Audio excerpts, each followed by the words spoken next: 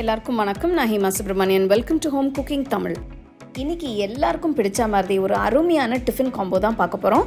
உருளைக்கிழங்கு பூரி, அதாவது பூரியே நம்ம உருளைக்கிழங்கு மசாலா வச்சு செய்ய போகிறோம்.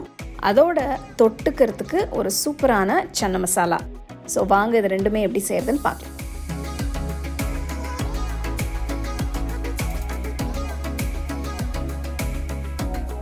இந்த டிஃப்ரெண்ட்டான உருளைக்கிழங்கு பூரி செய்ய நான் 3 உருளைக்கிழங்கு எடுத்திருக்கேன். கிழங்கு நல்லா கழுவி ஒரு குக்கரில் போட்டு நல்லா சாஃப்டாக வேக வச்சுக்கலாம்.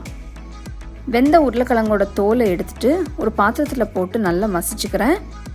உங்கள் கையில் கரண்டி இல்லைன்னா ஒரு மேஷர் யூஸ் பண்ணி நீங்கள் மசிச்சுக்கலாம். இந்த உருளைக்கிழங்கை நம்ம கோதுமை மாவு கூட மிக்ஸ் பண்ணி பூரி பண்ண போகிறோம். அதனால் கட்டிகள் எதுவும் இல்லாமல் நல்லா சாஃப்டாக மசிச்சுக்கோங்க. இப்போ இது கூட 1/2 டீஸ்பூன் உப்பு, 1/4 டீஸ்பூன் மஞ்சள் தூள், 1 டீஸ்பூன் மிளகாய்த்தூள், 1/2 டீஸ்பூன் சீரகத்தூள், 1/2 டீஸ்பூன் கரம் மசாலா தூள், 1 கை நறுக்கின கொத்தமல்லி எல்லாத்தையும் சேர்த்து நல்லா கலந்து விடுங்க.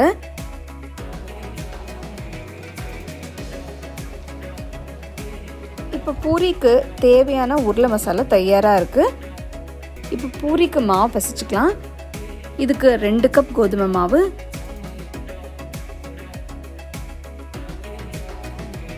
1/4 டீஸ்பூன் உப்பு, இது கூட 2 டீஸ்பூன் எண்ணெய்,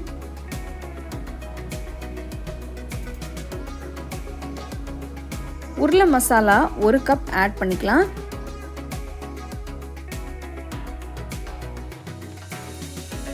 இந்த மாவில் கொஞ்சம் கொஞ்சமாக சுடு தண்ணி ஊற்றி நல்லா ஸ்மூத்தாக சாஃப்டாக பிசைஞ்சுக்கோங்க.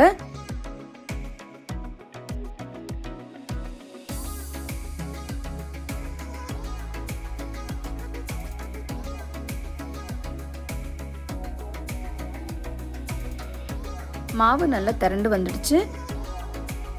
இன்னொரு 5 நிமிஷம் பிசைங்க. மாவு மேலே கொஞ்சம் எண்ணெய் ஊற்றி எல்லா பக்கமும் தடவி போலை மூடி வச்சு 30 நிமிஷம் ஊற வைக்கலாம்.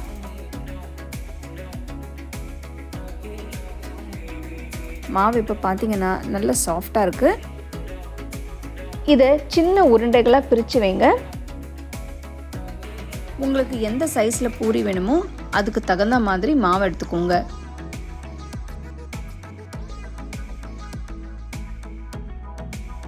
சப்பாத்தி கல்லில் கொஞ்சம் மாவு தூவி ஒரு உருண்டையை வச்சு மெதுவாக தேய்ங்க.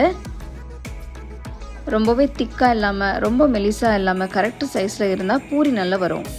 உங்களுக்கு ரவுண்டாக திரட்ட முடியலன்னா ஒரு கட்டர் இல்லைன்னா ஒரு டப்பா மூடி வச்சு ரவுண்டாக கட் பண்ணி எடுத்துக்கோங்க.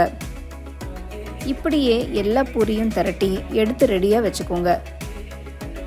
ஒரு கடாயில் தேவையான அளவு எண்ணெயை ஊற்றி எண்ணெய் சூடானதும் மெதுவாக திருட்டி வச்ச பூரியை போடுங்க. பூரி வேகும்போது அதோட சைட்ஸ் எல்லாம் நீங்கள் லேசாக ப்ரெஸ் பண்ணி விட்டீங்கன்னா பூரி நல்லா உப்பி வரும். இப்போது 2 பக்கமும் பூரி கோல்டன் ப்ரௌன் கலரில் வந்துடுச்சு.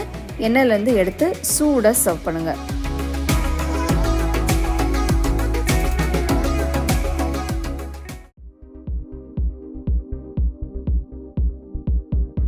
நான் இன்றைக்கி 2 கப் கொண்ட கடலையை முன்னாடி நாள் நைட்டு ஊற வச்சு எடுத்து வச்சுருக்கேன். இப்போது இது நம்ம குக்கரில் போட்டு வேக வச்சுக்கலாம். தேவையான அளவு தண்ணியை ஊற்றி சன்னா மசாலாவுக்கு நல்ல கலர் கிடைக்கிறதுக்காக நான் டீ பேக் ஆட் பண்ணுறேன். நெக்ஸ்ட் இதில் ஒரு துண்டு பட்டை, அப்புறம் பிரியாணி இலை போடுங்க. அடுத்து 1 டீஸ்பூன் உப்பு, 1 சிட்டிகை பேக்கிங் சோடா சேர்த்து நல்லா கலந்து குக்கரை மூடி ஒரு 4-5 விசிலுக்கு வேக விடுங்க.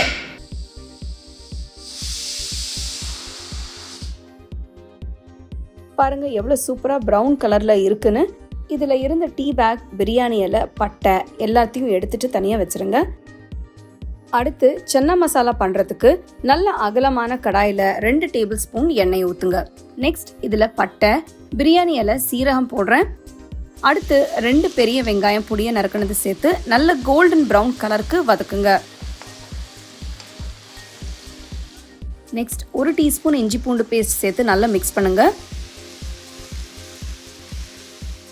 2 பெரிய சைஸ் தக்காளி நறுக்கினது சேர்க்குறேன். தக்காளி நல்லா சாஃப்டாக ஆகிற வரைக்கும் வதக்குங்க. 2 பச்சை மிளகாய் கீரி போடுங்க. இப்போ நம்ம மசாலாஸை ஆட் பண்ண ஆரம்பிக்கலாம். ஃபர்ஸ்ட் 1/2 டீஸ்பூன் மஞ்சள் தூள், 2 டீஸ்பூன் மிளகாய் தூள், 1 டீஸ்பூன் தனியாத்தூள், 1 டீஸ்பூன் சீரகத்தூள், 1/2 டீஸ்பூன் கரம் மசாலா தூள், 2 டீஸ்பூன் ஆம்ச்சூர் பவுடர் போடுங்க.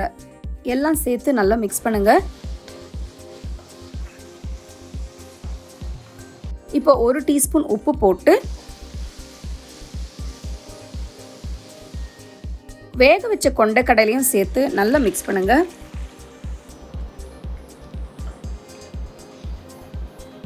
ஒரு கப் தண்ணி ஊற்றி கடாயை மூடி வச்சு ஒரு 10 நிமிஷத்துக்கு மீடியம் ஃப்ளேமில் வேக விடுங்க.